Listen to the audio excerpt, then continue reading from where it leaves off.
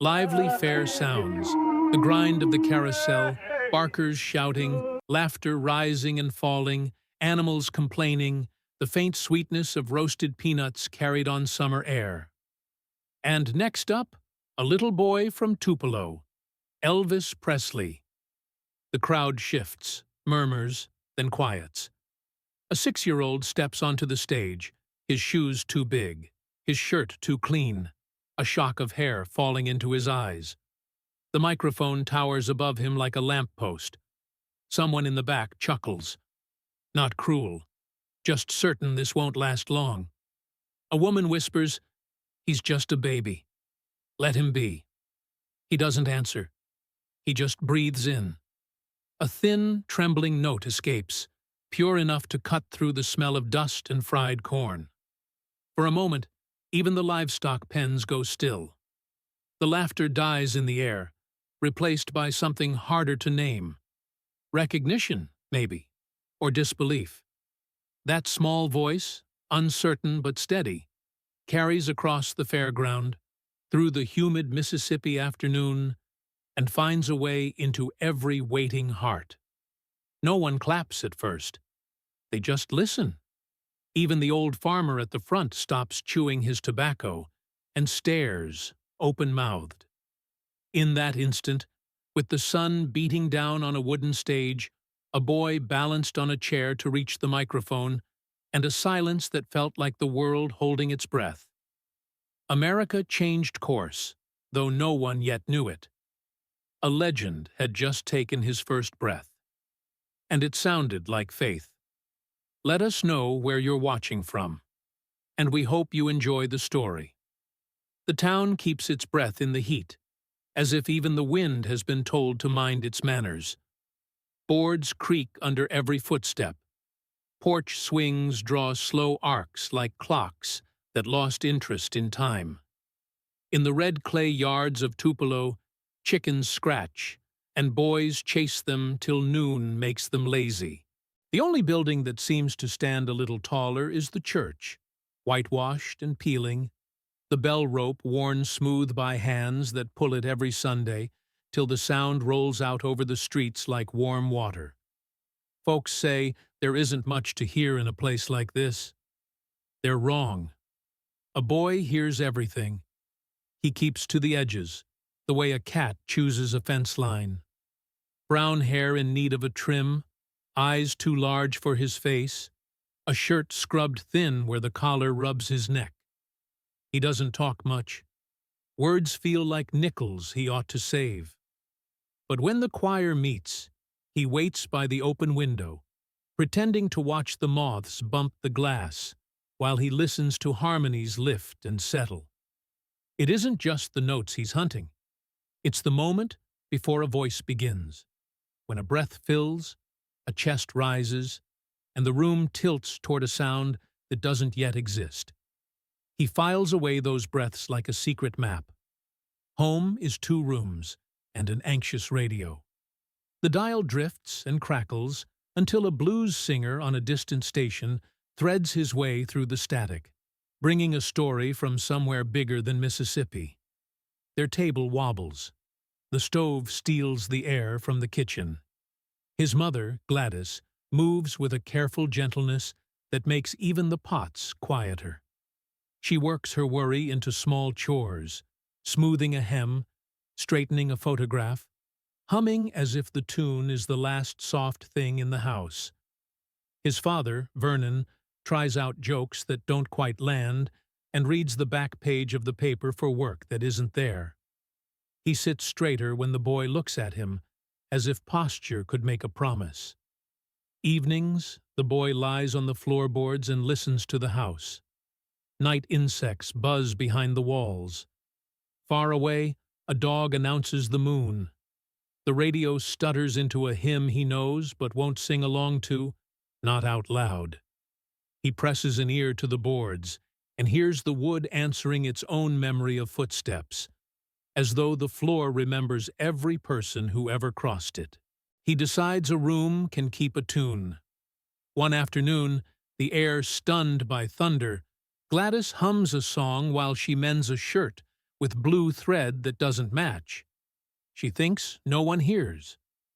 "Old Shep," she says when she catches him listening, half laughing at her own throat for cracking on the high part. She sings the first verse soft, the way you talk to a sleeping child, and he stands in the doorway with a look that could be mistaken for shyness, but is really concentration. He sings it back to her, unthinking, same pitch, same dip on the last word, same held breath before the turn. It hangs there between them, the shared shape of the melody, like two glasses tuned to the same tone. Her hand goes to her mouth. Then she nods to herself, a private accounting, and kisses the top of his head, as if to seal a contract neither of them fully understands. School is another weather. In the yard, boys trade stings sharper than wasp bites. The boy's accent slows him down. It rounds his vowels and gives them back like marbles he doesn't want to lose. He keeps his eyes low, studies the dust his shoes raise, makes himself thin as a fence slat. A nickname catches on, quick and mean, and the laughter that follows pushes heat into his ears. He tries to move through hallways without brushing the world. But teachers hear the silence you make when you're avoiding yourself. During recess, when the others stampede toward noise, he lingers near the music room and hums a line he learned by the window, low enough that nobody can claim to have heard it. Someone does. A music teacher with hair fixed against summer and a pencil tucked behind her ear asks him to wait. She's learned to listen for the hush that happens after a true note, the way a room seems to hold its breath. "You've got a voice," she says, like she's reading it off a report card. "No fuss in it." He shrugs. The practiced gesture of a child who suspects praise is a trick. "The fair's coming," she adds.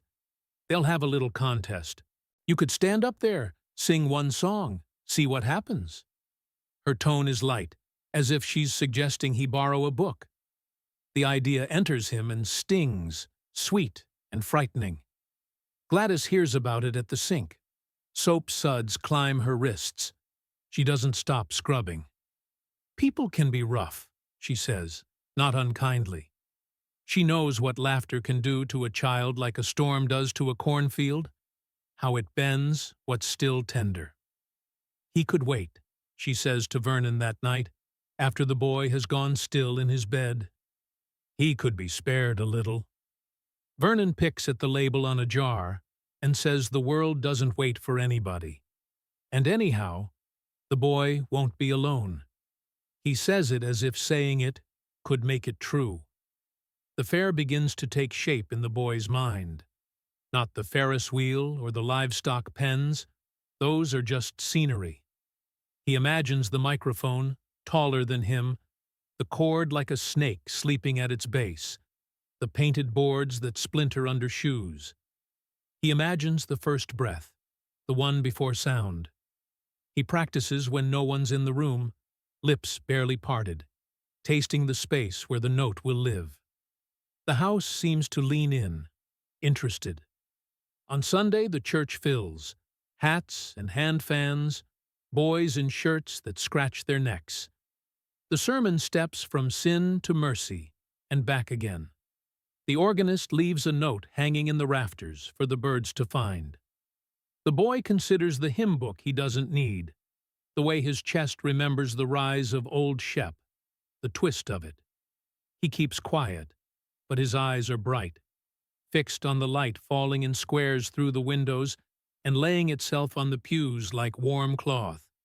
Night brings cicadas, distant train horns, the metallic ping of cooling roof tin. Gladys sits on the edge of his bed and smooths his hair till it lies obedient. "Sing like you're telling me something you don't want to forget," she whispers. It's the kind of instruction no one can follow by thinking. He doesn't answer. He doesn't need to.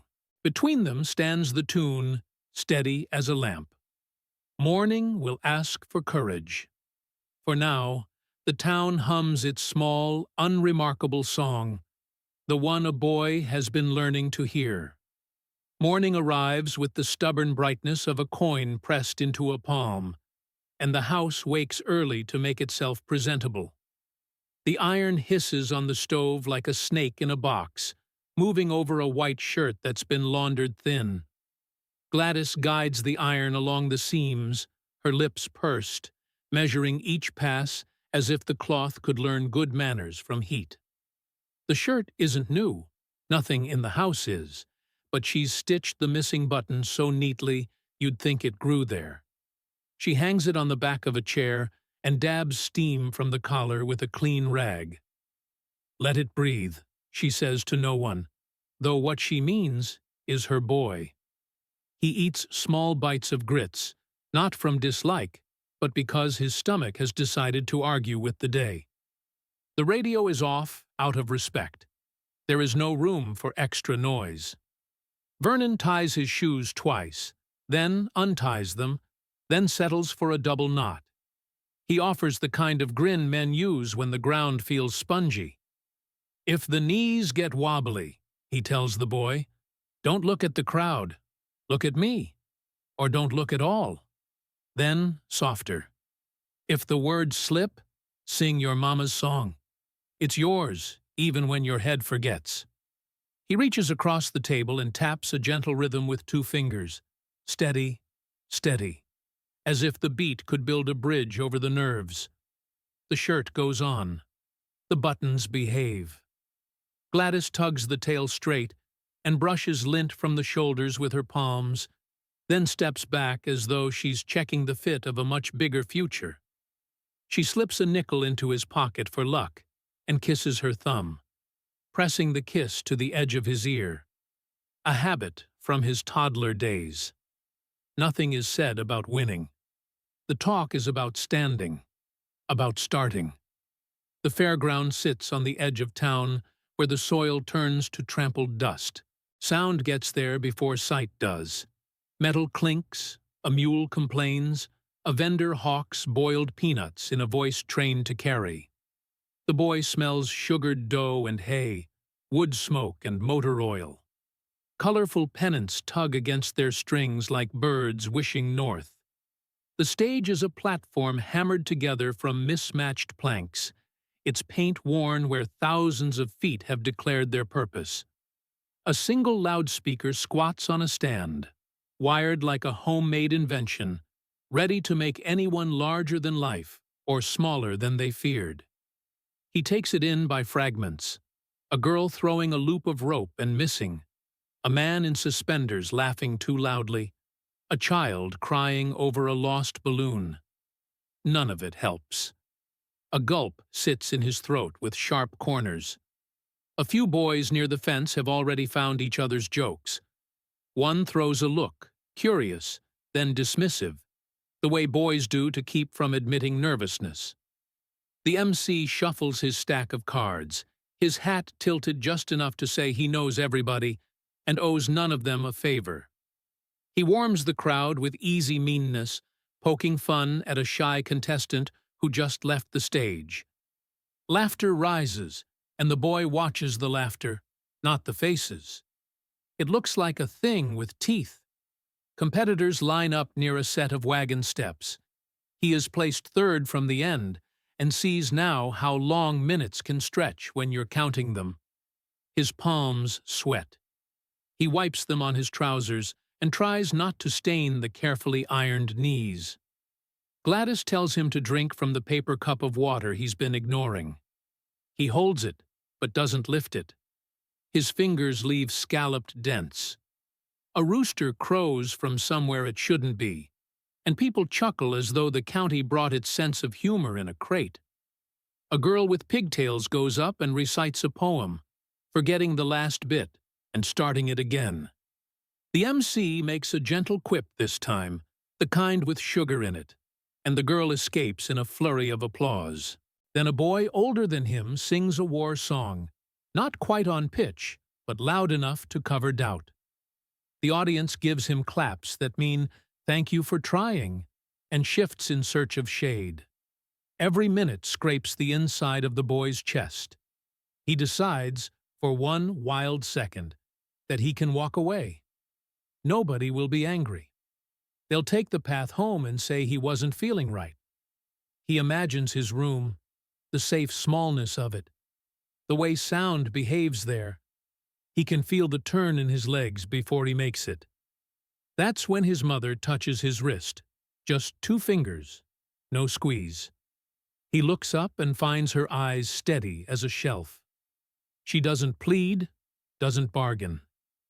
"Sing it like you talk to me when you're too sleepy to lie," she whispers, close enough that only he can hear. "If you sing from the heart, they'll hear you." It lands inside him like a match touching dry pine, quiet flare, then warmth. The MC's voice travels over the boards. "Next up, a local boy." He says the name carefully, as if it might break in his mouth.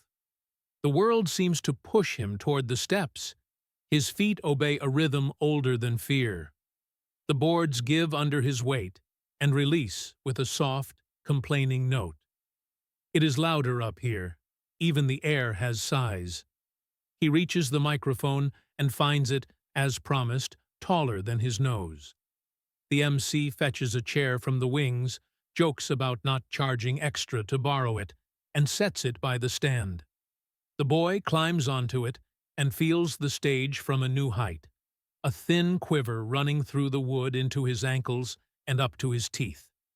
From the crowd, a cough, a small giggle. Someone mutters, "Look at that! Teeny singer!" He doesn't seek faces. He watches the microphone's rounded head, the faint mesh pattern, a few dents earned by other mouths. It shines just enough to hold his attention. He can see his breath fog the metal for an instant, then clear. The cord trails behind like a black river to the amplifier that breathes in a patient hum. He wraps one hand around the stand to steady himself and finds that the steel is cooler than his skin. The chair creaks and then accepts the situation. From somewhere behind the tent flaps, a calf bawls. None of it matters now if he keeps the circle small. His mouth, the mic, the next note. Vernon stands off to the side near a stack of crates, not smiling, not frowning, just there, solid as a fence post. Their eyes cross for a heartbeat. The man nods once, like a drummer clicking his sticks before the first bar. He inhales and catches a piece of the fare in that breath. Cornmeal frying, sun-heated dust, the tin sharpness of the microphone. The shape of old Shep rises in him the way a memory re-enters without permission.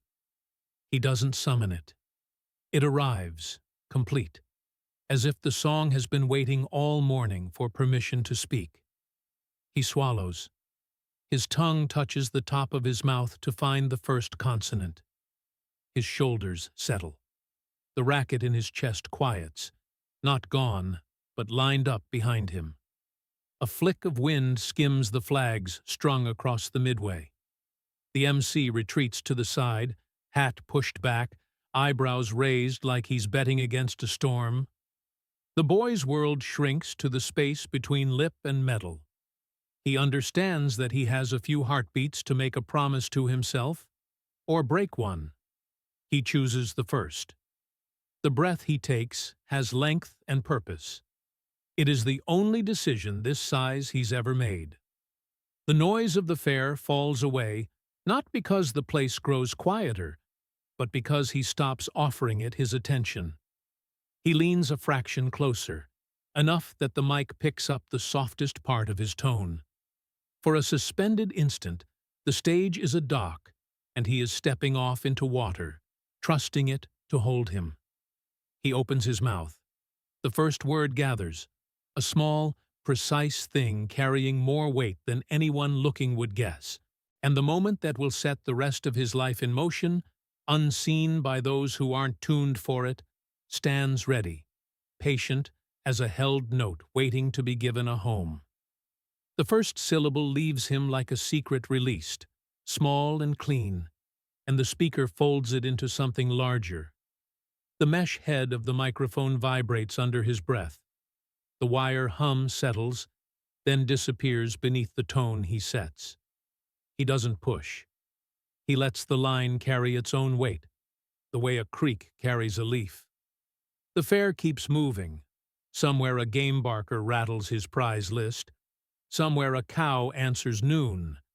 But the people nearest the platform start to lean toward the sound without deciding to.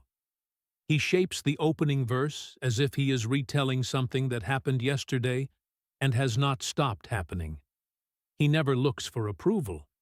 He keeps his eyes near the dark circle of the mic, where his reflection is only a smudge, and stays with the contour of the melody. Old Shep doesn't require tricks. It asks for memory. He finds the ache in the narrow space between words and rests there. On the third line, his voice warms, a degree at a time, until it holds a color that does not belong to a child. A woman in the front loosens her grip on her purse strap. A pair of teenagers, amused a moment ago, exchange a quick glance that admits they misjudged him. An old farmer halfway back stops chewing, jaw set in suspension as if the tobacco itself is listening. The chair stops squeaking. His balance finds him. He measures each breath with care. The first chorus arrives and expands like light moving across a wall. There is clarity, but no edge. He doesn't imitate the radio or the church. He sings the space between them. His phrasing lifts at the end of a line, not for show, but because the story asks for air there, and falls again with a tenderness that makes the drop audible. The MC's grin fades into a look that could be called respect, if anyone were feeling generous. Two of the judges, arms crossed a minute earlier, uncross without noticing. He sings about the dog like he knew him, not with childish pity, but with the gravity children reserve for friends who keep their secrets. People respond to that seriousness. It gives them permission to remember their own losses. A boy, 10 maybe, edges closer to the stage and stands very still, as if movement might scare away the sound. An elderly man removes his hat and presses it against his belly, a gesture he employs at funerals and Sunday benedictions. A young mother bounces a sleepy baby who suddenly opens his eyes and stares toward the platform, quiet as a pocket watch. Midway through, the wind changes and carries his voice farther. The midway noise thins like fog. The higher note he feared arrives and, when he steps into it, holds steady, a plank sturdy enough to bear the next phrase. There is no wobble, only a slight vibrato at the tail, an honest sign of a small chest negotiating a grown feeling.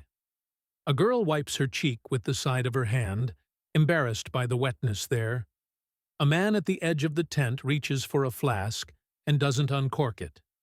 Someone whispers, "Lord," not as a prayer, but as a measurement. He thinks of nothing but the next beat. In that narrow focus, he understands something that will take years to name.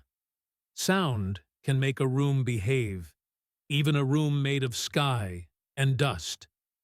He tightens the story toward its last bend. His mouth shapes the final goodbye to the dog with care.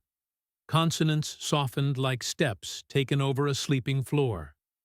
He lets the last note settle just long enough to land, and then takes his mouth from the microphone. The amplifier releases a ghost of him, a thin echo that fades as if the fair breathed him in and held him for a second. Silence follows, not the uncertain kind, but the charged kind, where everyone has the same thought and is startled to find neighbors sharing it. Then hands begin. It isn't the frantic clatter that greets novelty. It's steady, weight-bearing applause, the kind people give themselves for listening. The MC blinks as if waking. He claps too, a little sheepish, tips his hat to the boy, and steps forward to reclaim the stage with a voice that has lost some of its swagger. "Well now," he says, as if the word has more letters than usual. The boy's knees remember they belong to a 6-year-old. He looks at his mother, and her smile is small, private, the sort you put in a drawer to keep. Vernon's chin lifts a fraction. The judges compare notes in low tones. A pencil scratches. A ribbon is fingered, passed, hesitated over. When the prizes are called, a taller boy with slicked hair and a confident stance takes first. His song was louder, his shoes were shined.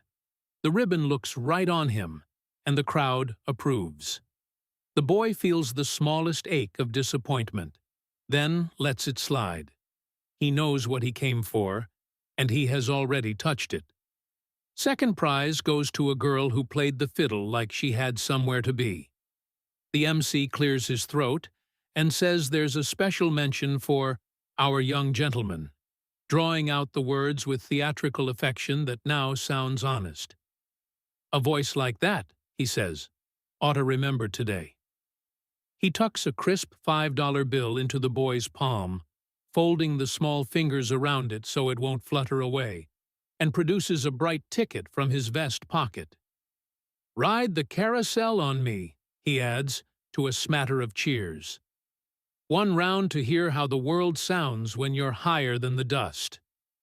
The boy steps down, careful with the chair, careful with the money, the paper warm where the man's hand had been. A path opens through bodies and closes behind him. People speak without quite addressing him. "Fine singing. Made me think of my old hound. Didn't expect that." And he nods, because words feel too blunt for what just happened. He reaches the edge of the tent, where light cuts a stripe across the ground, and he stands in it, feeling the stripe move as a cloud passes. Gladys touches his cheek with the back of her fingers. Vernon bumps his shoulder with a knuckle, their language for pride. He will not remember the color of the ribbon that wasn't his. He will remember the temperature of the microphone and the way the first note behaved. He will ride the carousel later and listen to the fair tilt around him, the organ piping its looping tune while the horses climb and fall. Above the dust, the sound will braid with what he left on that stage, and for a breath or two, he will hear a future that isn't shaped yet, but knows his name. The morning after feels smaller, like the house has pulled its shoulders in. Sunlight slips across the linoleum and stops short of the table, as if uncertain its welcome. Gladys moves through the kitchen without comment, setting a bowl, checking the flame, lifting a skillet whose handle remembers her grip. Batter hits hot iron and hisses. The smell of cornmeal and bacon fat wraps the room. She flips the cakes with a quick wrist, then sets 3 on a plate, and cuts them, like it matters, they be even. The radio stays quiet. No voices from Nashville, no farm report. Silence has its own station. He sits with his feet not quite reaching the floor. The applause from yesterday has drained away and left a soft ache in his chest, like the bruise you find only when you bump it again. He doesn't speak, and no one insists. Vernon unfolds last night's paper and stares at columns he's already read, jaw working as if he's chewing a hard thought. He turns a page, and the dry rasp of newsprint is louder than necessary. "Weather's holding," he says to the room, then folds the paper as if that answers something. On the plate, the cakes steam, but his fork moves slowly. A small scrape, another. He hears yesterday's song still playing somewhere behind his ears, a closed-circuit loop. It's not glory he's replaying.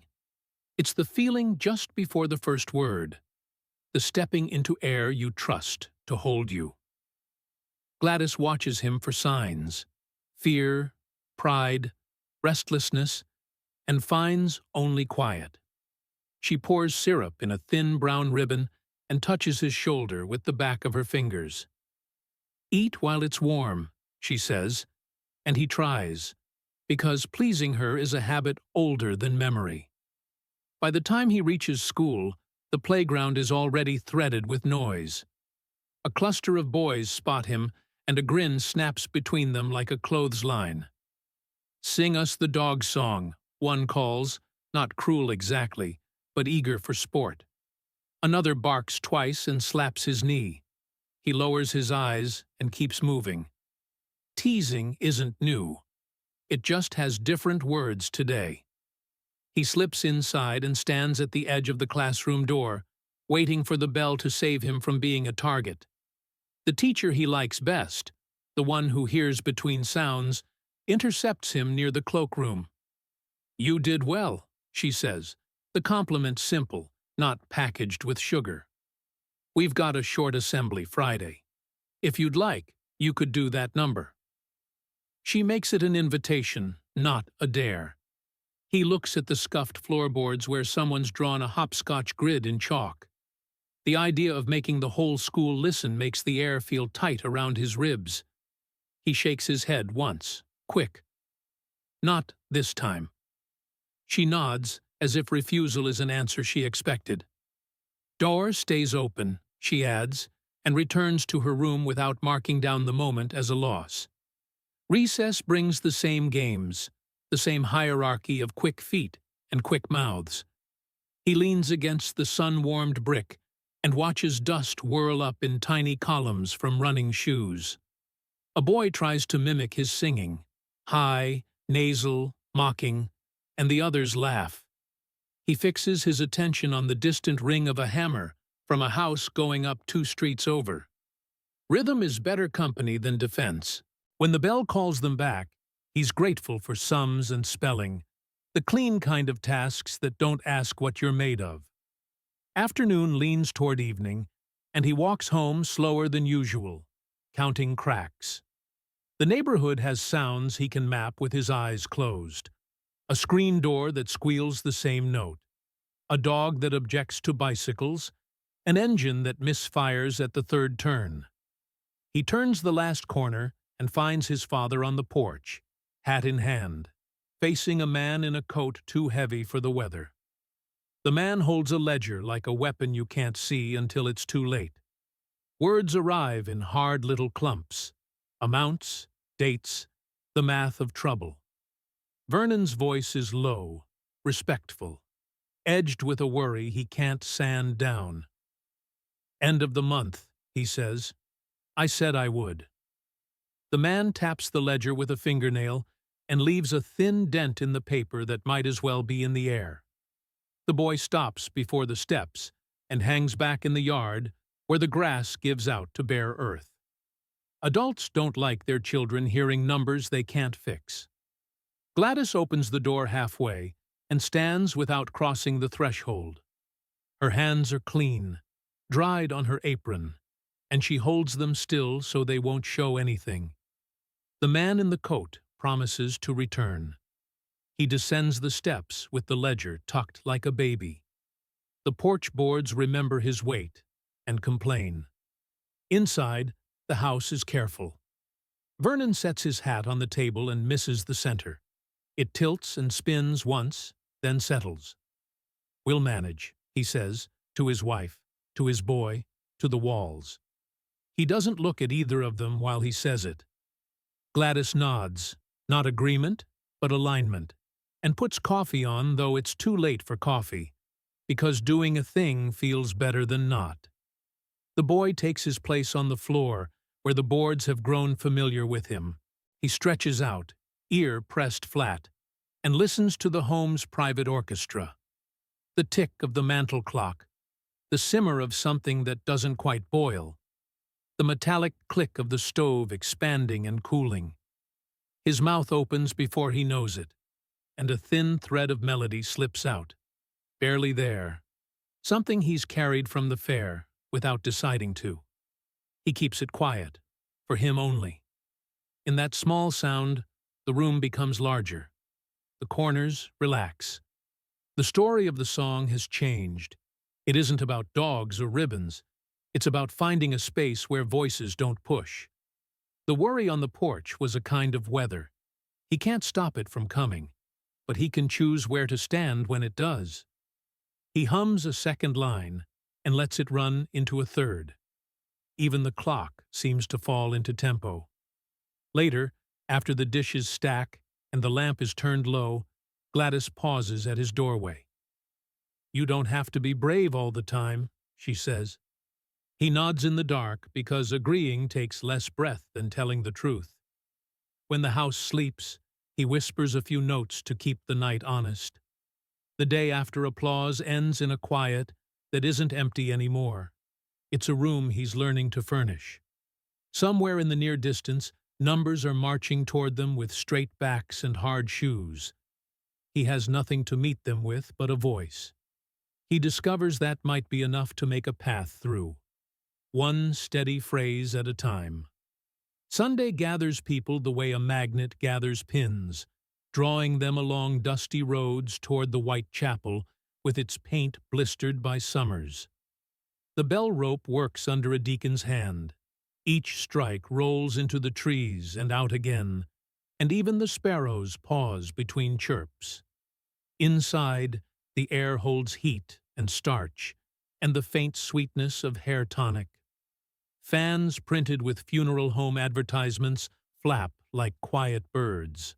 Families settle where they always do. Whites to the left, blacks to the right. Two currents in the same river, eyes mostly front. Voices prepared to climb the same hill by different paths. The boy sits beside Gladys on a pew that remembers generations of knees and whispers. Her hand rests on his thigh, a steadying weight, not heavy, just there. The first chords from the upright pull the room into formation. A woman's alto threads a line straight through the dust that floats in the slanted light.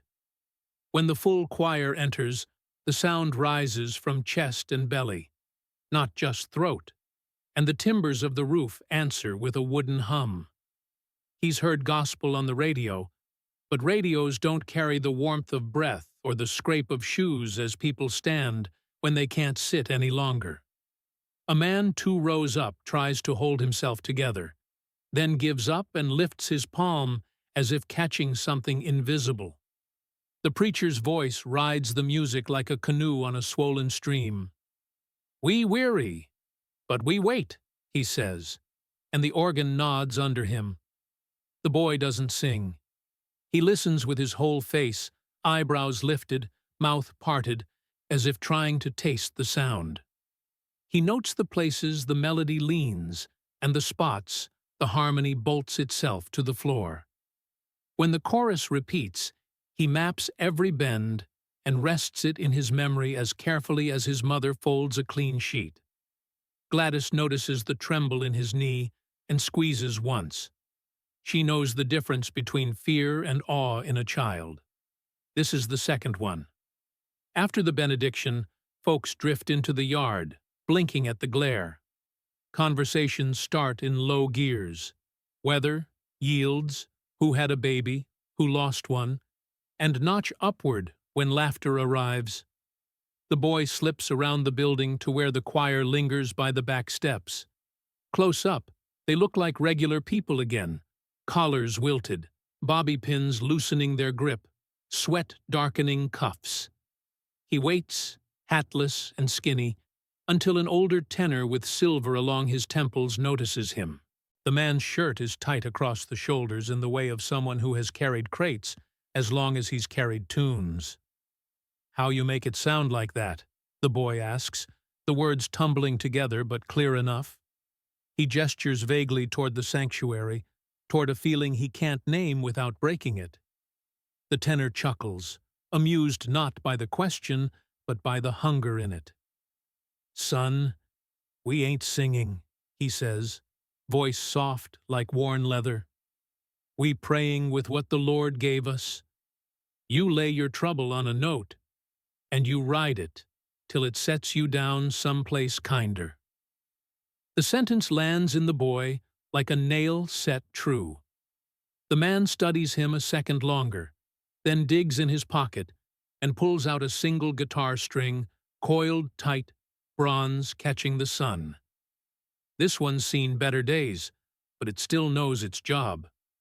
He drops it into the boy's palm. When you figure where to put it, make it tell the truth. He carries that loop of wire home like contraband. All afternoon, the house hums with Sunday chores. Shirts soaked, collars scrubbed, beans snapped into a pan with rhythm. He slips to the porch with a hammer, a bent box nail, and an old lard tin he rescued from the trash. He threads the string across a length of broom handle, anchors one end to the box with a stubborn knot, winds the other around a nail till the metal sings a little when he plucks it. The first sound is ugly and bright, a twang like a fence wire struck by a rock, and he grins at it because at least it's alive. He experiments the way boys do with frogs and pocket knives, curious, unafraid of mistakes. He tightens the string. It climbs into a thin whine. He loosens. It falls into something closer to a voice.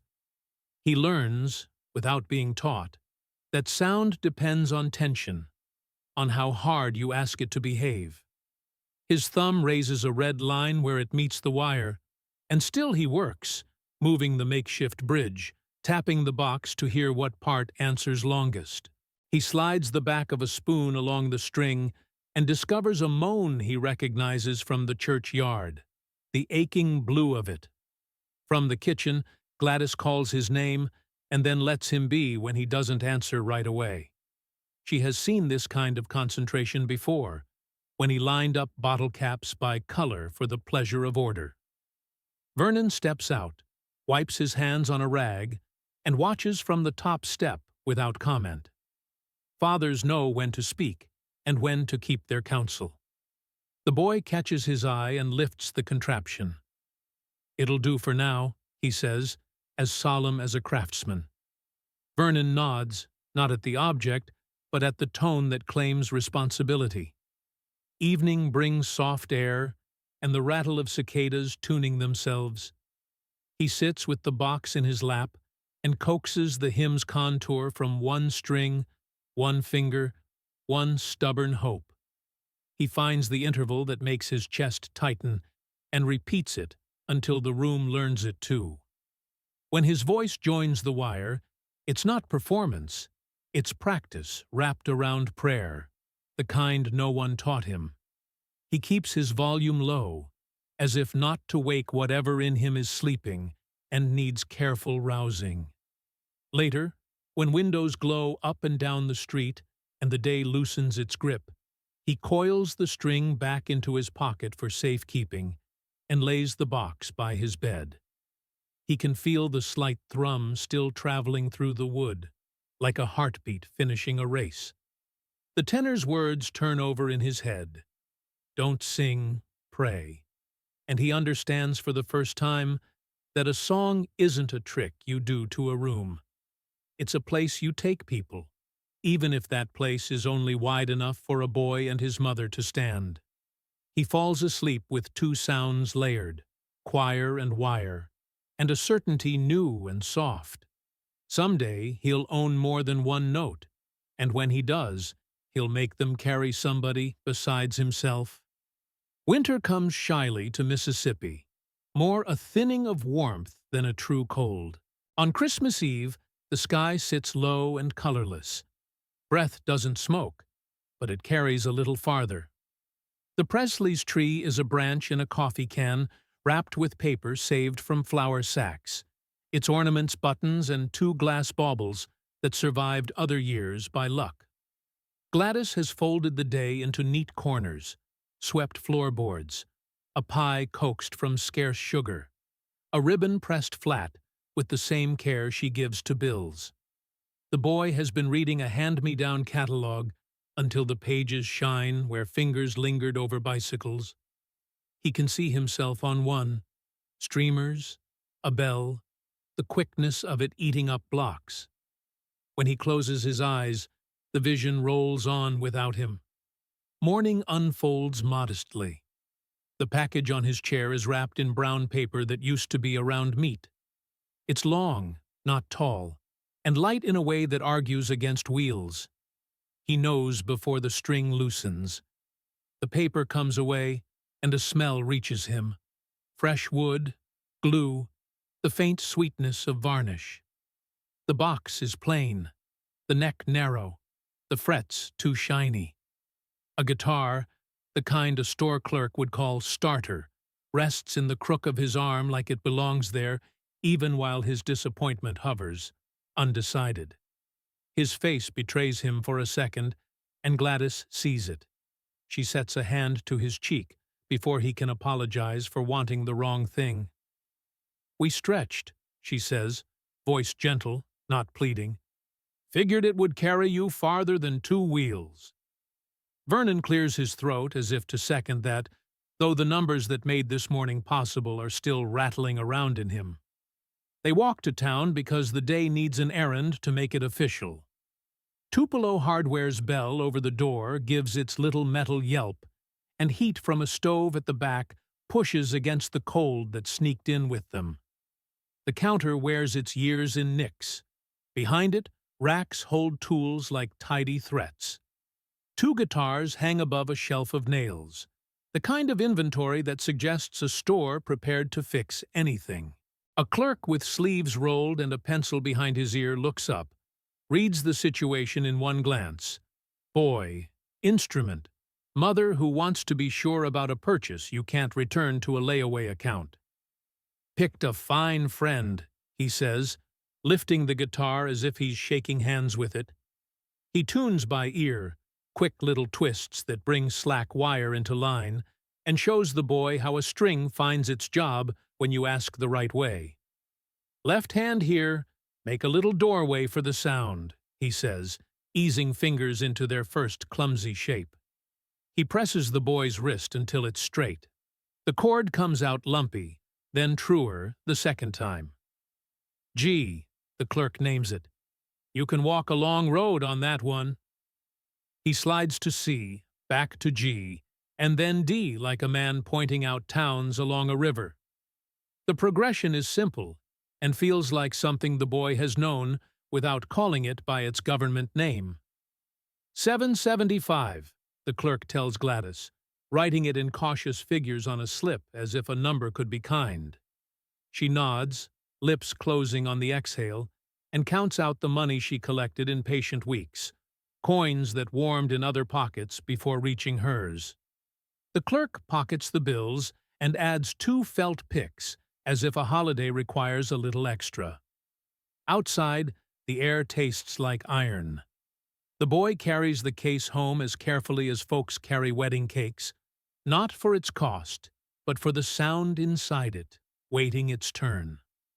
At the table he sets the guitar on his knee and recalls the tenor's phrase from that churchyard years back. "Don't sing, pray," and he lays his fingers on the strings with the respect you give a tool that can bite. The first chord under his hand is stubborn. His index finger doesn't want to arch. His ring finger complains. The note on the bottom string buzzes like a mosquito trapped in a jar. He moves, tries again, adjusts the pressure until the fret stops, saying no. The second chord is a city away. He reaches it anyway. Old Shep lives in the wood, it turns out. When he stumbles through those changes, the song that sat in his throat all summer steps forward to share the work. The guitar doesn't mimic his voice, it underlines. The room shifts its attention. Gladys leans against the door jamb and listens with her whole being, arms crossed not in defense, but to keep from clapping too soon. Vernon acts as if he's not listening, then fails at the act and stands straighter. The boy learns several things in the next half hour that no teacher could put on a slate. A string tells the truth about how you touch it. A hand can unlearn clumsy. Time hides in the space between a downstroke and the next breath. When the chord lands clean for the first time, he feels it in his ribs, a small square of rightness. He tries again to see if luck tricked him. It wasn't luck. It was the persistence of the thing meeting the persistence in him. He plays the old tune once through clumsily, twice with fewer stumbles, a third time with a warmth that wasn't there when he sang it naked at the fair. The instrument adds grain to the story, like a photograph that suddenly shows the texture of a dog's ear you thought you remembered smooth. At the last line, he lets the final chord ring until the sound thins to a thread and vanishes. The quiet after isn't empty. It's full of something that contracts slowly, like muscle cooling. Vernon clears his throat again and fails to find a joke. He settles for truth. "That sounds like yours," he says. "Not good, not fine, not keep at it. Just the sentence a man uses when he recognizes the tool another man's hand was meant to hold." The boy stares at the fretboard, as if the next answer might be written there in invisible chalk. The afternoon goes by in scales he invents, and chords that refuse him until they don't. Tips of his fingers redden. The pad of his thumb raises a faint blister, and he feels a sort of pride in the soreness. The kind that says you traded an hour for a passage and came out even. When he rests, the guitar rests with him, breathing lightly against his shirt as if it had lungs. Gladys slips a cloth under the tailpiece to protect the table from a minor scratch that would nag her later. She does it without interrupting the music of the room. Supper arrives with the oily perfume of skillet chicken and a pie that tastes like thrift and triumph. They eat with conversation, kept small to let the day speak. After, he returns to the instrument as if it might run away, if not held. He tries a hymn and feels the chords open it like a window in a house that never knew one. He tries a blues figure he heard on Beale last summer in passing, imagining how those notes might feel under an adult's hand. The sounds are approximations, but in them lies promise. A narrow road widening a hair with each attempt. Night lowers its shade. He sets the guitar on a folded towel at the foot of his bed, not trusting a wall to understand. Before sleep, he thinks about the bicycle, the speed that would have been, the wind that would have colored his cheeks. Then he thinks about this other speed, the one he felt when his fingers finally made a clean change and the room moved forward a half-inch. Wheels would have carried him down streets he could name. This carries him into places without signs. He drifts off certain of one thing that doesn't require a statement. Tomorrow will find him sore-fingered and eager to hurt them more. They leave Tupelo before daylight, the truck packed to the cab with boxes that smell like camphor and old newsprint. Vernon ties the last rope twice, then once more for luck he doesn't own. Gladys locks the door, not because there's anything worth stealing, but because closing a house requires a gesture. The boy sits between them with the guitar case upright like another passenger. Road unspools under the tires, pine, pasture, a crossroads diner with a sign that flickers even in daylight. By noon, the fields give way to warehouses, and then to blocks of narrow houses, with porches crowded by chairs that know every neighborhood story. Memphis rises not all at once, but like a tune you notice halfway through, and realize it has been playing under everything. Noise has edges here. Delivery trucks cough at corners. Trolley wheels shriek and settle. A preacher on a milk crate promises relief 3 streets away. The air tastes of smoke and sugar and river metal. Posters layer brick walls, boxing bouts, revivals, a Saturday band you've never heard of, but now suspect you should. In their new building, the hallway carries other lives. Someone's radio, leaking the noon farm report out of habit. A baby's thin protest. A laugh that ends in a cough. Their rented rooms keep the light like they're not sure they deserve it. Gladys opens windows and chases dust with a rag. Vernon stands for a minute with his hands on his hips, as if measuring what a paycheck needs to learn. School begins like a dare. The boy's jacket is one size past decent. His hair obeys until the humidity convinces it otherwise. Voices here move faster. The vowels he brought from Mississippi drag slightly, and boys hear it. He's asked where he's from before he says his name, then told he's said it wrong. A cluster near the lockers runs a quick inventory: shoes, haircut, posture, and files him under easy target. He lowers his gaze and takes notes on exits. Hallways resemble river currents. You survive by reading them. On the second day, he brings the guitar because carrying it makes his hands useful. He plans to keep it shut in its case, but word moves like steam. New boy's got a box. In homeroom, someone asks for a tune, not friendly, more a test. He shakes his head, and laughter arrives to fill the refusal. He keeps the instrument under his desk and lays his palms across the case now and then, as if the wood can hear reassurance. Choir meets in a room with painted cinder block and a piano that has more personality than keys. He tries a seat in the back, figuring invisibility works the same in Memphis as in Tupelo. The director announces vowels like stopping points on a train, insists on posture not found in nature, and searches for tenors as if they were socks gone missing in the wash. When the first scale dies away, a girl 2 chairs over turns. She has a pen tucked behind her ear and a soprano that lands straight. "You don't sing like the rest of them," she says, low so it doesn't become the room's business. "There's warmth in it." She offers her name, Marion, and a smile that doesn't apologize for seeing what she sees. He nods once, grateful and unsure what to do with being recognized without being called out. Memphis after school carries its own classroom. He walks past warehouses to a part of town where the storefronts wear hand-lettered signs, and the sidewalks feel older than his parents. A man coaxes a horn like it owes him back rent.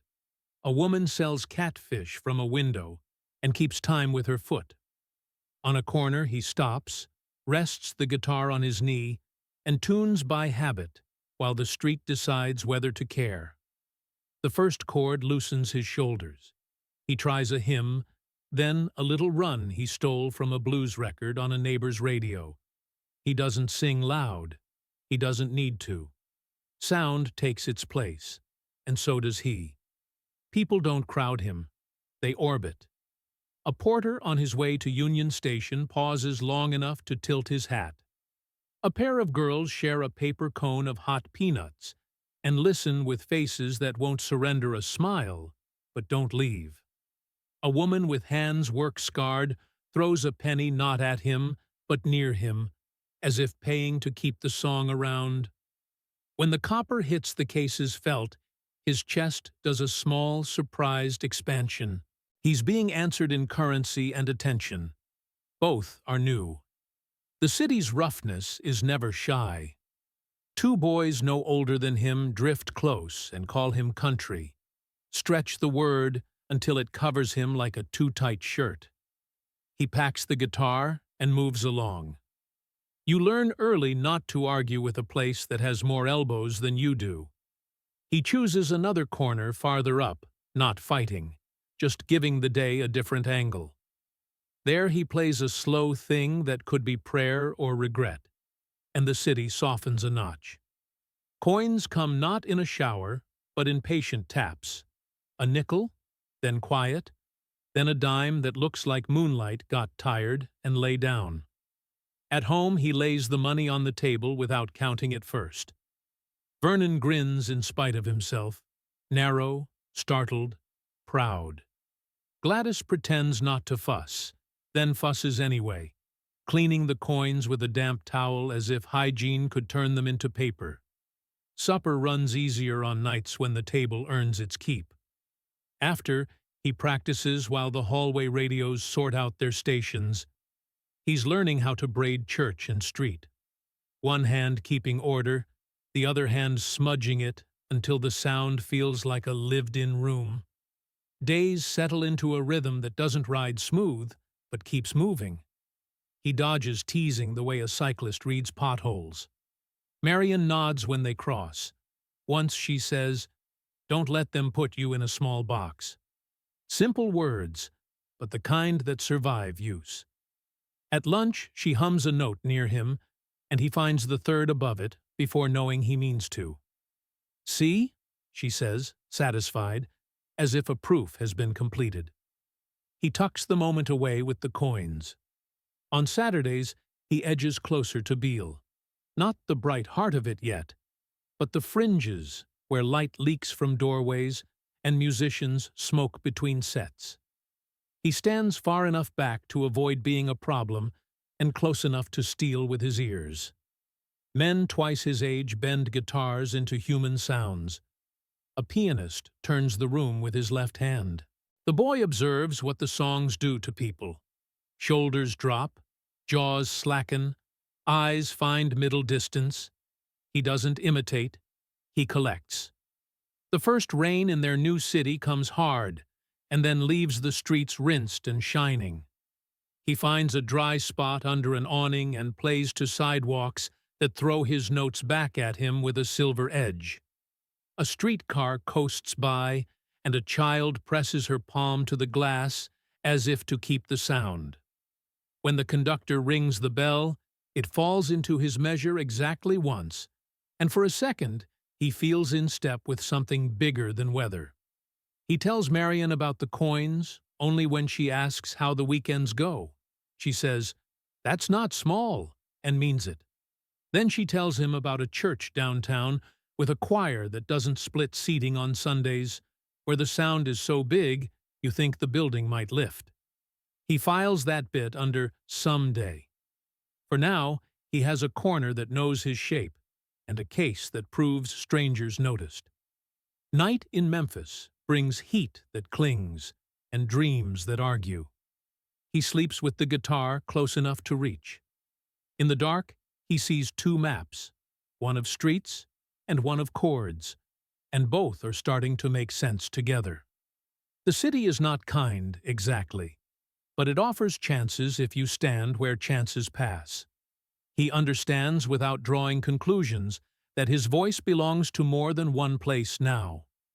The river, the church, the block, the room at home. They're arguing inside him and making something that doesn't need permission. Adolescence arrives like a seam ripper, quiet work that changes how the fabric hangs. He grows into his hands. The knuckles look older than the rest of him. The guitar keeps its spot near the bed, and his mother starts measuring evenings by the songs that drift under his door. He tries out pieces he hears on the radio, rhythm numbers from Nashville, ballads varnished for Saturday nights. And then he pulls them apart to see what's underneath.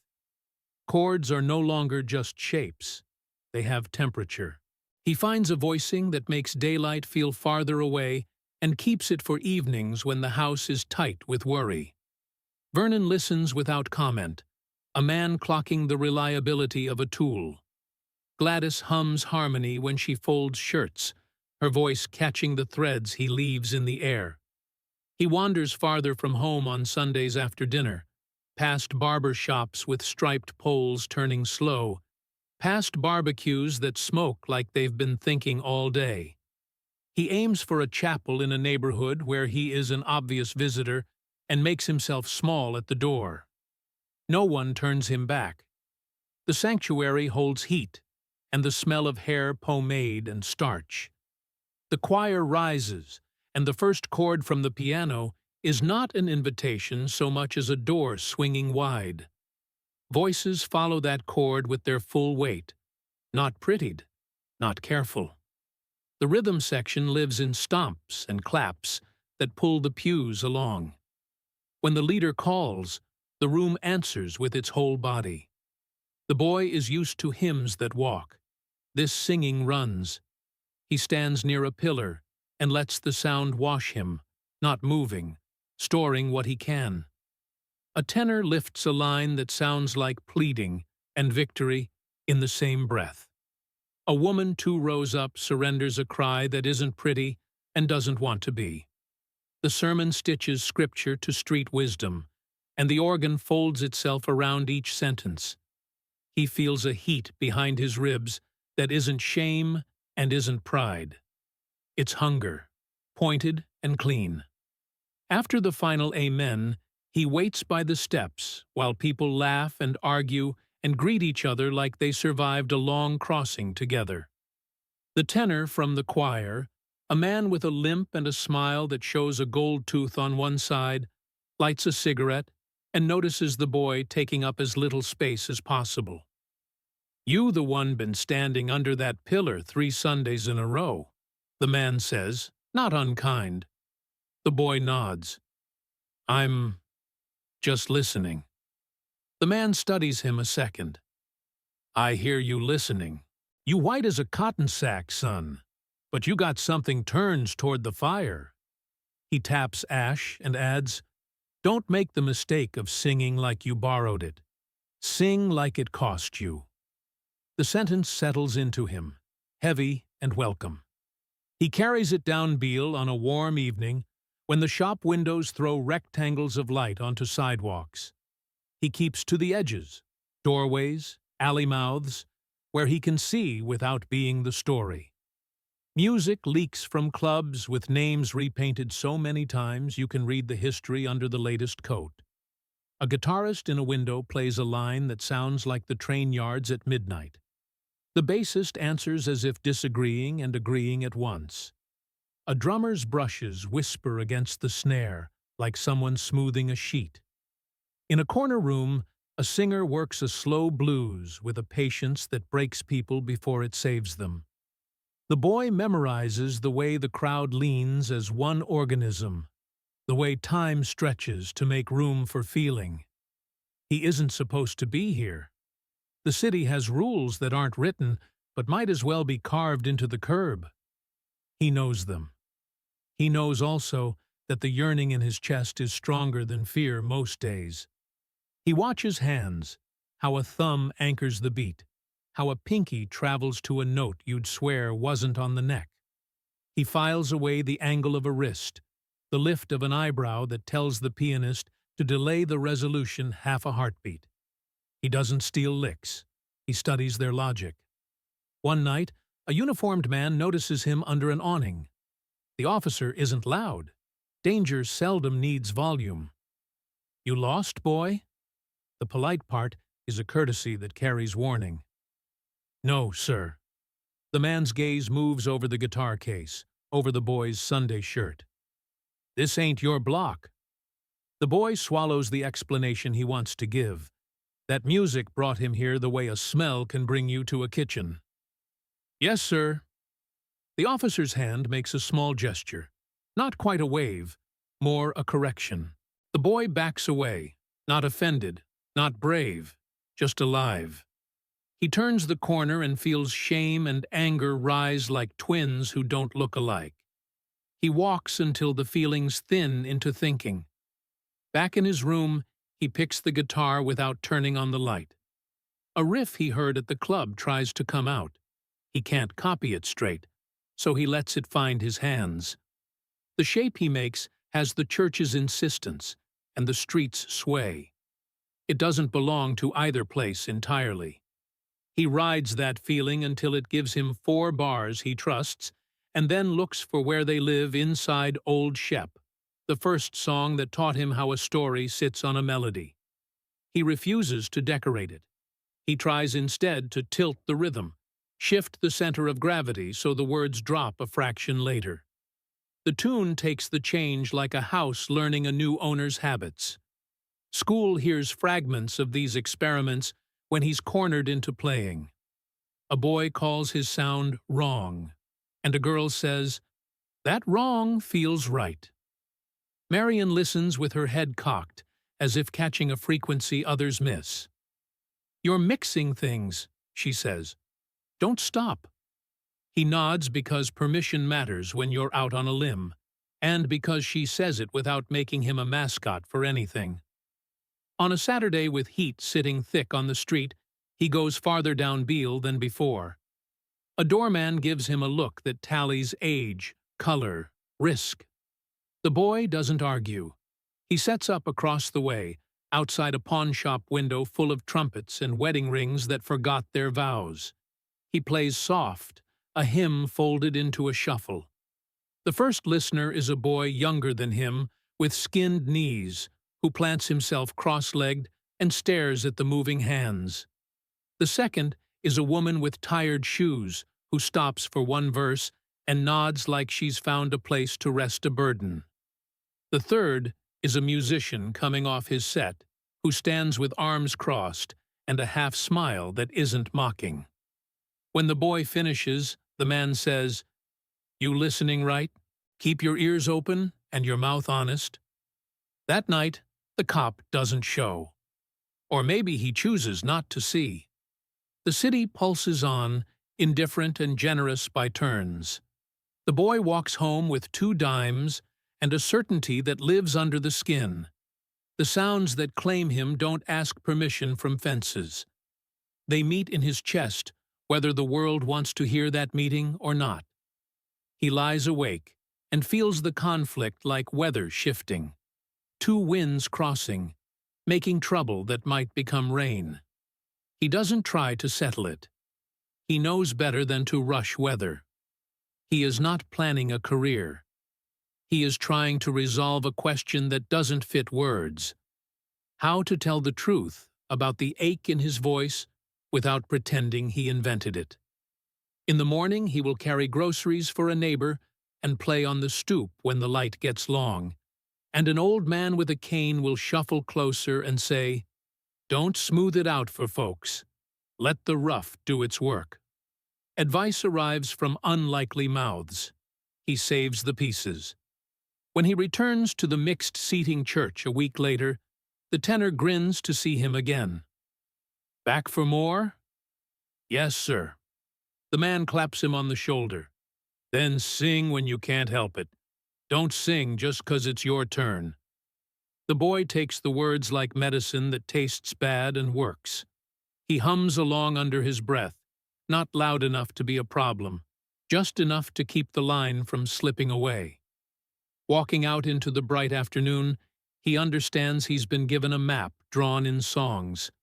It will take him places he's not supposed to stand.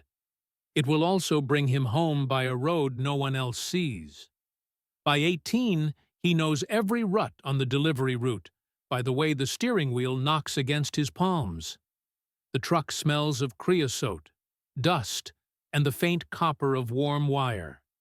He backs into alleys behind clapboard houses and new brick apartments, halls, coils, and conduit, nods to foremen who call him son, whether they mean kindness or hurry. The pay isn't generous, but it straightens the month and keeps the landlord's voice mild. On his lunch break, he eats a sandwich folded in wax paper and reads the classifieds a second time, more out of habit than hope. When a rain squall blows across the yard, he sits under the truck's open gate and watches drops explode on the hot gravel. Rhythm lives everywhere if you're listening. The guitar rides in the cab most days, wrapped in a towel to spare the finish from sun. After work, he steers toward the river, parks, and plays to the water until it darkens to slate. Songs arrive like trains, some on time, some not, all bound for places he hasn't seen. He's built a small life around surfaces that answer back. Strings, plank floors, the tin roof above their kitchen when storms roll in. What he hasn't yet faced is a microphone in a room where sound gets captured, not just heard. He notices the sign because it doesn't brag. Memphis Recording Service. Gold letters on a glass door, modest, precise. He's passed it before without stopping, the way you pass a dress shop when you've only got money for socks. Today he slows. A thought that has traveled with him since childhood clears its throat. Make a record for Mama so that when he's gone to work and the house is lonely, she can place a needle and hear proof that he exists. He tries the knob before nerves can vote. Inside, the air is cooler than outside by only a few degrees, but it feels like another climate. The waiting room holds 2 chairs, a side table with magazines whose corners are soft from other hands, and a desk that has learned to live with elbows and requests. Behind the desk sits a woman with a composed face and a hairstyle that could stand up to wind. She looks up with curiosity, unsharpened by impatience. "Afternoon. You here to record?" Her voice suggests that strangers become stories here, and she is prepared for both outcomes. He says the truth, because lying would break something. "It's for my mama. Present." He adds the detail, as if that will make the idea legitimate. She smiles the way you do at a boy holding a grown man's errand. "We can do that." "Name?" She takes it down, spelling without asking, and pulls a form that makes the process look ordinary. He signs like he's renting a room from the future. She leads him into a studio not much bigger than a bedroom. The floor is scarred pine. A microphone stands on a narrow base, its cord trailing to a small console where dials rest like sleeping eyes. Through a window, he can see the engineer's chair, empty for the moment, a coffee cup leaving a ring on a square of paper. "Pick your tune," she says, not hovering, not hurrying. 3 minutes go fast. He nods and lifts the guitar. The first chord jitters. He clamps down on the nerves and starts again. He chooses "My Happiness," because that's what he means, and because its melody is friendly to the key his hands trust. When his voice enters, it surprises him by sounding plainer than it does in his room. Plain is all right. Plain tells more truth than fancy ever did. He aims the words straight at the idea of his mother hanging laundry, of her pausing to listen as the kitchen cools. The room does its work. The microphone takes what he gives and returns none of it. There's no applause, no face tilting to match his phrasing, no preacher's nod to say, "Keep going." He has to be both singer and audience, assuring himself that the note sits square. He leans closer and finds the pitch settle like a coin finally choosing a slot. The last line lands, simple as a sigh. He holds the guitar quiet until the sound no longer lifts dust. From behind the glass, a man appears, adjusts a switch, and looks at him through the window. Quick, assessing, neither friendly nor cold. Then disappears again, leaving the woman to manage the moment. She steps into the room and speaks like someone who has listened to thousands of attempts and still believes in the next one. "You got a feel," she says. "You know where to put a word." He lowers his eyes, embarrassed by the compliment, relieved by the ordinary tone of it. He pays what the paper says, bills and coins the color of small sacrifice, and she wraps the lacquer disc in a sleeve like something perishable. At the desk she hesitates, a small pause that carries weight. "What kind of singer are you?" It's not a trick. She wants to file him in her mind accurately. He thinks of a dozen answers that would sound like bragging and one that sounds like the truth. "I sing all kinds." It's vague and precise at once. Her eyebrows acknowledge it.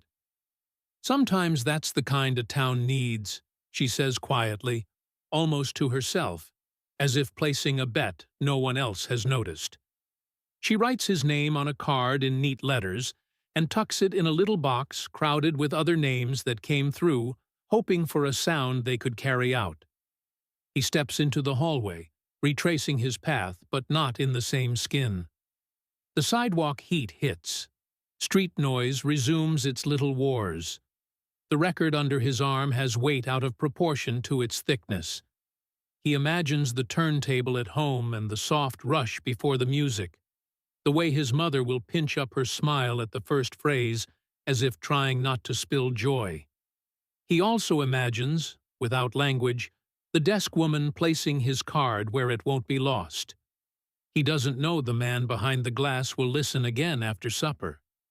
He doesn't know the room will whisper his name back to him in another year. He only knows he has left a piece of himself in a groove that can be found by a needle. That evening he walks slower than usual, the truck keys heavy in his pocket. He stops by the river and looks at the current working its patient job. The town is the same size it was that morning. He is not. He isn't planning revolution, only supper and sleep and tomorrow's deliveries. Yet something opened in that narrow studio, a door that matches the shape of his shoulder. He hums the chorus once, softer than the river, and heads home to place the music on the table where gladness will find it. He carries the lacquer home like weather, careful not to tilt it, listening as if the grooves might spill. Supper waits under a dish towel. Gladys has stretched meatloaf the way she stretches days. He says there's something to hear, and she wipes her hands, face going bright and guarded at once. The look a mother gets when hope walks in without wiping its feet. Vernon pulls the needle from the little tin where it sleeps and sets the turntable spinning with a thumb that knows machines. The room arranges itself, chairs in a ragged half-circle, radio turned off, window sash lowered so wind won't fuss with the sound. The needle drops, and for an instant there's only hush. Then the faint surf of surface noise. Then his voice, younger by an hour and somehow older too. It comes out of the cheap speaker thinner than it felt in the studio, but the shape is right. He hears his own breaths, the small catch before the third line, the way a word sits a hair behind the beat. Gladys presses a knuckle to her lip to stop it trembling. Vernon's eyes narrow the way they do when he weighs a board to see if it will hold. When the last chord dies, he wants to apologize for the places he would do different now that he's listening. No one asks for an apology. "Play it again," his mother says, voice steady but softer. She doesn't sit this time. She stands by the shelf and holds the wall with her palm as if the song tilts the floor. When the second spin ends, she clears a plate-sized space on the cupboard and tucks the record there. Not because it's valuable, but because it contains proof. A boy can leave his voice on an object, and the object will keep it for him. Later, when Vernon steps onto the porch to smoke and count the lights across the street, she wipes the record with a clean corner of her apron, the way she'd wipe a smudge from his cheek. Days fall back into their chores. The truck wakes at dawn. The dispatch office smells of paper and coffee gone sour. He learns the slick spots under the trestle, and the address where a dog pretends to be brave. Nights carry the familiar fatigue that sits on his shoulders like a friendly cat. He doesn't wait by the phone. Phones don't call boys like him. Still, a sliver of that studio air rides with him, something cool and particular, and he finds himself shaping ordinary speech with more care, as if words might be etched somewhere when he isn't looking. In the storefront office on Union, the woman with the composed hair slides his card to the front of the stack whenever she tidies the box. It isn't favoritism, it's a hunch earned by listening to hope arrive in 1,000 dialects. Once, when the boss wanders through and asks who's been in, she says his name and adds, "There's something warm in the middle." The man nods without committing. He's hunting lightning with a jar and knows better than to claim thunder before it shows. Spring leans into summer. Street heat makes shoes stick to tar, and the evenings smell like tomatoes and cut grass. The record comes down from the cupboard on Sundays after church, and they play it low so the neighbors won't be obliged to have an opinion. Gladys hums along, not to correct him, but to meet him where he is. Vernon, who has little use for sentimentality, asks once, almost casually, "What would you sing if somebody asked for another?" The boy answers immediately. Not a list, just a sound. The first bar of a ballad his hands know. The question leaves a small glow like a coal that refuses to die. News travels in Memphis without needing shoes. In the barber shop, a man says the recording service is mostly for insurance salesmen and bridesmaids with wishful thinking. In the corner booth at a diner, a woman claims she heard a kid who sounded like different stations playing at once, and none of them wrong. Marion, she said to call her that, keeps her ears up. When a lull comes one afternoon and the cutting lathe rests, she threads his acetate again. The room changes temperature. She is not generous with superlatives, she is generous with patience. After closing, she makes a note in the log, not about pitch or tone, but about feel, the way the phrasing refuses to hurry even when the clock insists. He helps a neighbor paint a porch for a couple of dollars and the use of a shade tree. He plays a dance in a VFW hall where the acoustics are all tin and spilled beer. Folks two-stepping don't care about nuance as long as the beat holds and the chorus returns when it should. He swallows the small humiliation of being background and pockets the lesson. Sometimes you serve the room. Sometimes the room serves you. At home, he keeps working at the fault lines between hymns and shuffles, learning to place a blue note like a truth you saved for the end of a hard conversation. One night, late enough that the house has given up on company, the phone rings. Vernon answers with the gruff politeness of a man bracing for bills, and hears a woman ask for his boy by first and last name like reading from a ledger. "You, the young man, made a mother's record last year?" It takes him a beat to match the voice to the desk, and when he does, his chest tightens, as if someone opened a window in cold weather. "Yes, ma'am." She doesn't waste charm. "If you have time, come by tomorrow. See what else you have." The invitation is neither promise nor test. It is a door in an alley you thought was a wall. He doesn't sleep badly. He doesn't sleep much. He tries out endings under his breath, the way a tailor handles thread before threading the needle.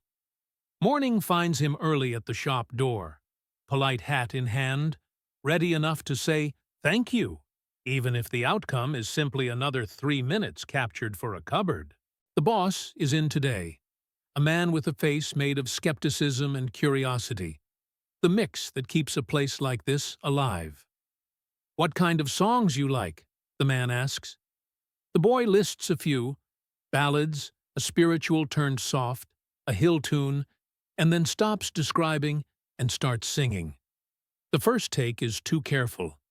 He hears it as he makes it, edges sanded, corners rounded, the fear of wrong notes louder than the notes. The second is truer. He lets the lyric ride a fraction behind the beat, the way it feels when you talk to someone you trust. The room doesn't clap. It doesn't need to. The man at the board leans forward a hair, then sits back. Marion watches without watching, busying her hands with labels she has already ordered. When they call a break, the boy drifts to a corner, guitar on his knee like a dog that knows when company isn't for him. He idly strums a scrap he uses to loosen fingers, something from the street with a wobble in the middle. His foot finds a pulse, his shoulders drop. He isn't performing. He's remembering. Heads turn, not dramatically, just enough. The boss lifts a hand like a traffic cop, gentle but absolute. "Play that again." No praise, no smile, just direction. The boy looks up, puzzled, then obeys. He gives the riff room, lets it breathe the way Beale taught him, and church blessed. A corner of the room brightens that no one can point to. The man's eyes flick to Marion's. Hers say, "I told you," without saying it. The boy feels something align, work, accident, longing, and doesn't name it for fear of scaring it off. The session doesn't turn into a miracle all at once. Miracles that stick seldom do. But the air shifts, and for once, the future seems to be a thing you can walk toward rather than just imagine in the dark. He goes home that afternoon, carrying nothing in his hands and everything in his bones. Gladys reads his face like print. "They hear you?" she asks softly. He thinks of the boss's hand stopping him, of Marion's small nod, of a sound that entered the room and refused to leave politely. "I think so," he says, and the humility isn't false. It's armor against disappointment, and an honest measure of where he's stood all his life. In the doorway, listening for his name from the next room. July bears down on Memphis like a hand over a mouth. The studio on Union hums before anyone sings, a fan chopping the heat into friendly pieces, the transformer in the wall making its thin B sound, the tape machine patient as a dog by the door.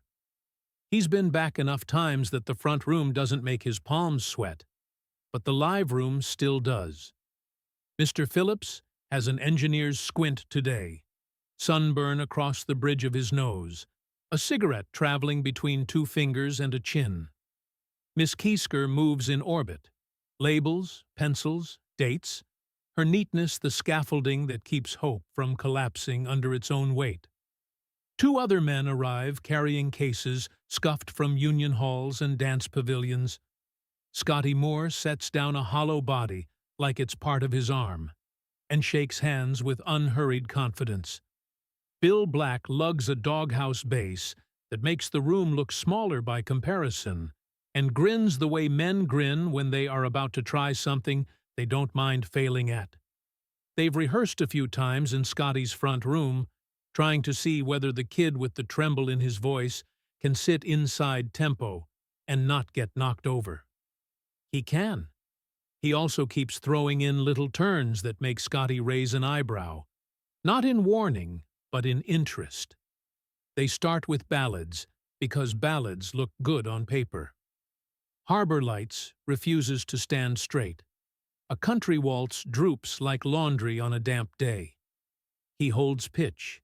He frames phrases. He does everything a singer is supposed to do, and none of it lights the panel behind Mr. Phillips's eyes. They stop and regroup, talk keys and speeds, try a gospel number softened for polite ears. Tape rolls, tape stops. The air grows thick with almost. Mr. Phillips presses the talk back and asks for one more, like a carpenter asks a nail to behave. Break. Scotty loosens his tie. Bill leans the bass against the wall and leans himself against it. The boy stands restless in the middle of the room, heat in his knees, and nowhere to put it. Someone jokes that he ought to shake the dust off. Someone else says the dust is all they've got. Without deciding to, he starts fooling with a chord he half stole from a Beale Street window and half learned in a church that didn't keep to itself. His foot finds a pulse he can't sit on. He tosses a line from an Arthur Crudup tune, no plan, just the pleasure of motion, and snaps it like a banner in wind. "That's all right, Mama." The words feel like a door he didn't know he could open. Bill laughs the laugh of a man who recognizes a train and wants aboard. He slaps the bass into a walking figure that tells everybody which way the floor is. Scotty's right hand lands on a rhythm that's more engine than ornament. His left slides into fills that argue and agree with the vocal in the same breath. The kid throws another line, "That's all right for you." And his voice sits square on top of the new animal they've made, light and urgent as a boy sprinting downhill. It isn't blues like the club 3 streets over, and it isn't country like the Saturday barn dance. It breaks the fence without asking where the gate is. Behind the glass, Mr. Phillips straightens so fast, the chair protests. The cigarette sticks to his lip. He punches the talkback hard enough to pop.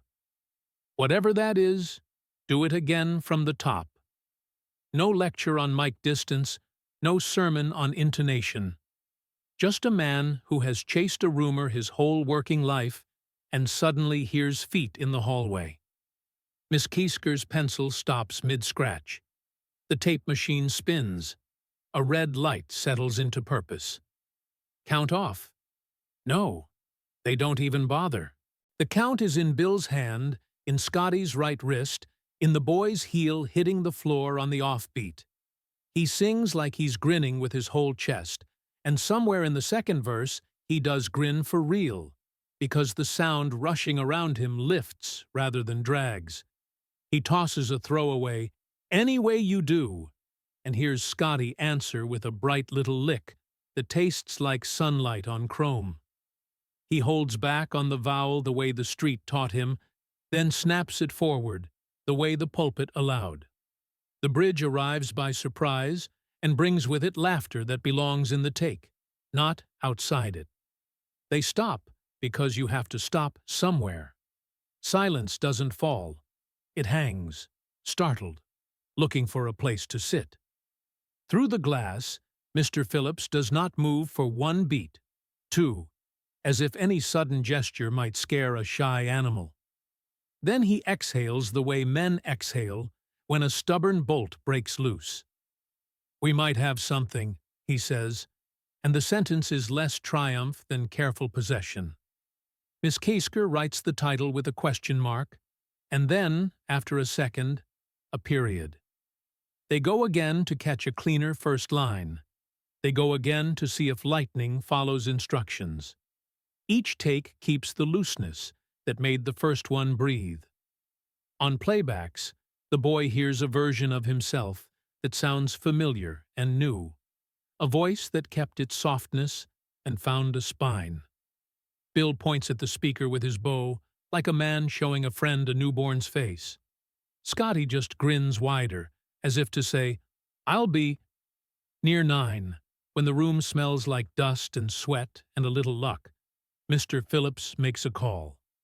Dewey Phillips, no kin, runs his show across town at WHBQ and has a habit of setting Memphis on fire with whatever record he can't get out of his head. The acetate still wobbles fresh from the lathe when a runner takes it to the station. In the studio, they tidy cables. Ritual, nervous occupation. The boy wipes his hands on his jeans and tries not to hope out loud. The radio is a wooden box with authority. At 9:30, in a storefront 2 miles away, Dewey drops the needle between jokes and commercials. The opening guitar lick jumps from cheap speakers into rooms that were not expecting to be visited. Phone lines argue. Then they erupt. "Who is it?" Play it again. "You got him there?" Dewey starts the side over before the first spin has cooled, and then again, talking all over it like a preacher over a choir. He rings the studio and asks for the kid. "Get him down here," he says. "I'm feeding this till it runs out of plates." The boy is hustled into a car that smells like spilled cola and new decisions and driven through July air to a building whose stairwell remembers other midnights. He expects questions about chords and influences. Dewey leans close to the desk mic and asks the one thing that will tell Memphis how to sort him. "What high school you go to?" The boy says, "Hume's," too fast, relief mixing with terror. In a town built on lines, he has answered in the only map everybody shares. Dewey grins, slaps the counter with his palm, and throws the record again, talking over the intro. "That's all right, Mama. Brand new. Memphis boy. Listen here." Back at Union, Mr. Phillips sits on the edge of the console, shirt sticking to his back, a man who has carried a theory around like a stone, and finally set it down. "Tomorrow," he says to no one in particular, "we cut a backside." Scotty and Bill are already trading ideas like boys swapping marbles in a schoolyard. Miss Kaisker logs times and take numbers, neat as always, and then allows herself one private smile aimed at the tape reel.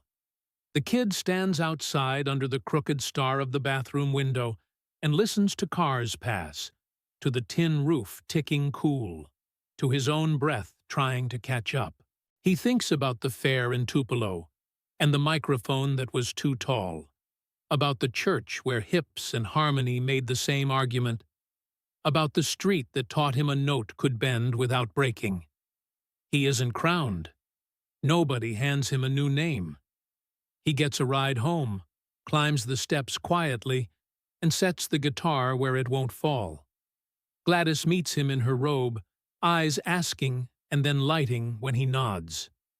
Vernon sits up in his undershirt and says only, "Well?" The boy searches for a sentence that won't spoil the truth by making it bigger or smaller than it is. "They played it on the radio," he says. The words feel like a switch being thrown, not to floodlights, but to a steady current, the kind that runs a house. He lies down and doesn't sleep for a long time, too awake to dream, hearing that bright lick chase his voice through other people's kitchens. Somewhere between midnight and morning, he understands that whatever started on a July evening in a hot little room will now have its own errands, and his life will have to learn to keep up. The road home looks narrower from behind a windshield crowded with schedules and signatures. He's riding in a caravan now, 2 sedans, a panel truck with cases strapped inside like sleeping animals, a deputy's cruiser idling at the curb because the town asked for order, and the deputy is happy to wear the air of importance. Posters are pasted where boxing bills used to be. Someone's chalked his last name on the sidewalk outside a drugstore, the way kids mark hopscotch. The fairgrounds stand where they've always stood, low and practical, the boards newer, the paint closer to white. A platform stretches longer than the one he climbed from a borrowed chair, and a public address rig towers like a windmill. The place is still a place, but the air around it has learned a new trick: expectancy. He asks for 5 minutes before they let anyone in. The crew nods, grateful for the excuse to smoke. He steps onto the stage while the sun is still cheap and looks down at the worn pattern near the center where performers pace without knowing. He drops into a crouch and lays a palm on the plank. It's just wood, sap and hammerwork and spilled soda, but it holds a human heat if you're not in a hurry.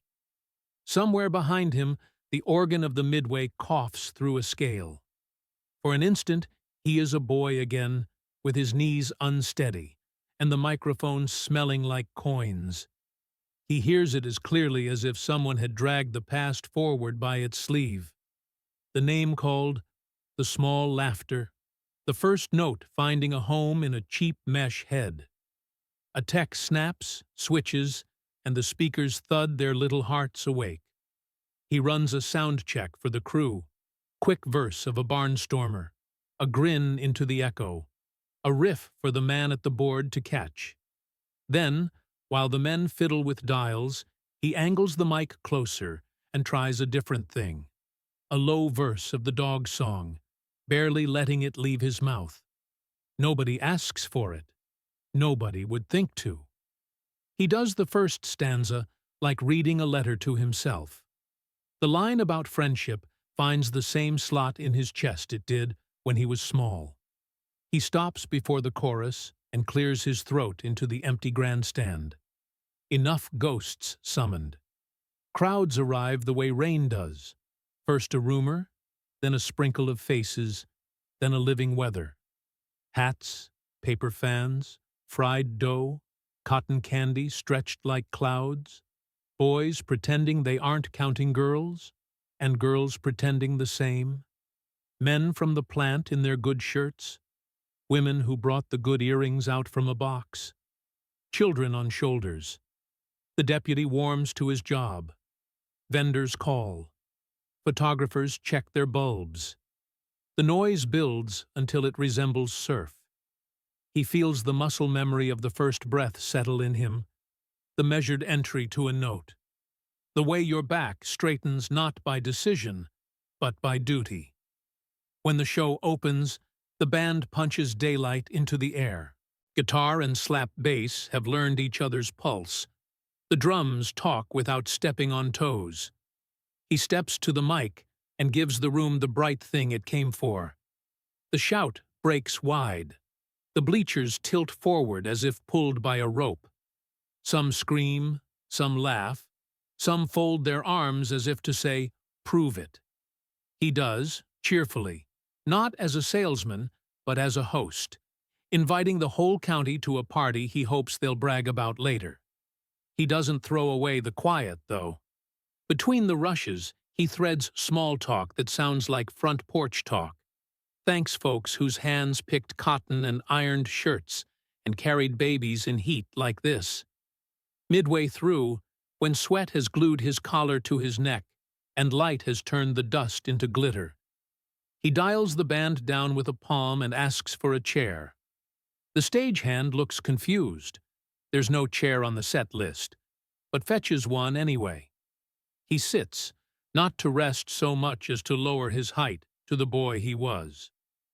"Some of you were here when I was knee-high," he says, not hunting for applause. Laughter lands gentle. "Couldn't reach the microphone. They put me on a chair like this." He looks at the mesh head. This one, a city cousin of the old thing. "I sang a song about a dog."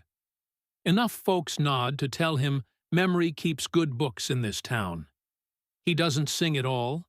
He doesn't have to. He lets half a verse out, the room leaning because rooms learn.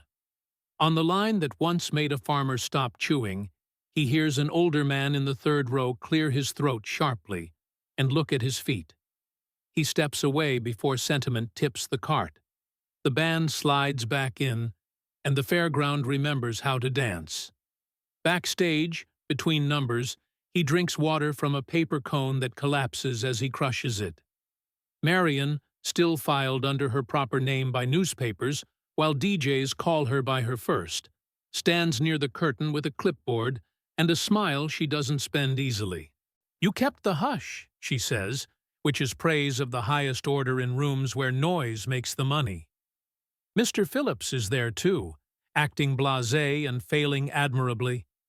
He mentions distribution and charts, as if saying the words near the boy will keep the spells working. Scotty and Bill tune, grinning like they stole something, and the sheriff nodded them along. Out front, he gives them the new single, the B-side folks didn't expect to like but do, a hymn shaped into something that swings without disrespect. Girls squeal and don't apologize. Older couples move in place the way bodies learn to do when joints make suggestions. A child on a father's shoulders reaches both hands and laughs at the impossible distance. Between each song he spots faces that came to church with his mother, men who once said little and say less now, but whose nod means, "You did us right." He plays longer than scheduled, not from vanity, but because leaving early would feel like breaking a handshake. Encore done, lights dimmed enough to suggest finality, he steps to the edge of the stage, where the ramp meets dirt. The crowd hangs back a beat, and then comes, tentative, then bold. He shakes hands. He hears names and offers his. Someone presses a photograph into his palm, a snapshot of a small boy on a chair beside a heavy microphone, the image blurred where the hand shook. "My daddy took that," the woman says, mid-30s, hair curled for the occasion. "I was in my mama's belly." He studies the picture longer than required, then asks if she has another. She shakes her head no. He hands it back. "You keep the proof," he says. "It's not a line. It's policy." When the night finally untangles, he rides with the window down, the August dark damp against his forearms. They pass the lit windows of the little church, where he learned how people sound when they want something true. The door is propped for air. He almost asks the driver to stop, then doesn't. This is a night for leaving the door open without walking through. At home, Gladys waits with that patient brightness that makes every room kinder. Vernon pretends to be asleep in the chair and fails at it when the key turns. He tells it simply. A good crowd, a little trouble with the monitors, a breeze finally after sundown, folks kind. He leaves out the part where his chest went tight when the dog song crept in. the way the plank felt under his hand, the moment he thought he heard the tenor's instruction from years back. Don't borrow it. Pay for it. He closes his eyes and hears the fare settle like a great animal. Hears the carousel brakes squeal. Hears an old bell from a chapel block away. Before sleep, he puts his guitar where moonlight can find it. He thinks of the bronze string in a drawer, bent and patient. He thinks of a $5 bill smoothed into his palm and a ride on painted horses that lifted him above the dust for the length of a tune. He understands with the calm that comes when a road stops arguing that what changed a country did not begin with riots of sound or cleverness. It began with a child standing on a chair and trusting that if he sang as if speaking to his mother in a quiet room, a fairground would hush and hand him back his own voice, bigger, braver, ready to carry other people's names. He sleeps with that certainty, not as a trophy, but as a responsibility he intends to keep.